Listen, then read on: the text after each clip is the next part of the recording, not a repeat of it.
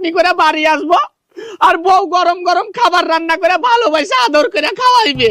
শালা জীবনে যে কি পাপ করেছিল, আমাকে নাকি বউকে রান্না করে খাওয়াইতে হবে, বাসন মাজতে হবে, কাপড় কাচতে হবে, আর ভালোবাসার কথা কি বা বলবো। শালা এতদিন বিয়ে হয়ে গেল, ভালো করে তো বউকে ছুঁয়াই দেখিনি।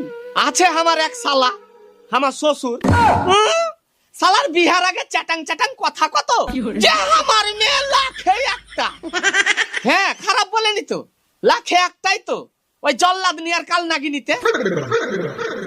ওই লাগি বিহা দেওয়ার লাগে আমার শ্বশুর খুব তাড়াহুড়া করছিল, ভাবছিল যে কাহুরির ঘাড়ে এই কাল নাগিনীকে তুলে দিয়া শান্তির ঘুম ঘুমাইবে। শালা লোকের বাড়ির মনে হয় এখনো মুরগির ঘুম ভাঙেনি। আর হাই রে আমার পুরা কপাল, এই কনকনে শীতের সকালে উঠে বইয়ের গোলামি করছি। আমার শ্বশুর আর বেটিকে আমার ঘরে চাপিয়ে দিয়া খুব শান্তির ঘুম ঘুমাইছিল। দাঁড়া, আর ঘুম বাহির করছি। আমিও ফোন করে আর ঘুমের 12টা বাজাছি।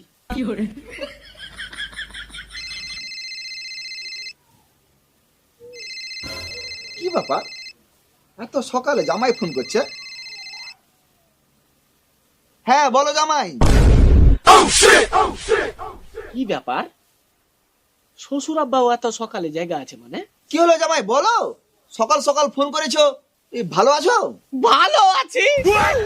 কি একখানটা চিজ দিয়েছেন মাইরি, জীবনটাকে পুরো আমার কয়লা করে ছেড়ে দিলে। কেন গো, তোমার আবার কি হলো?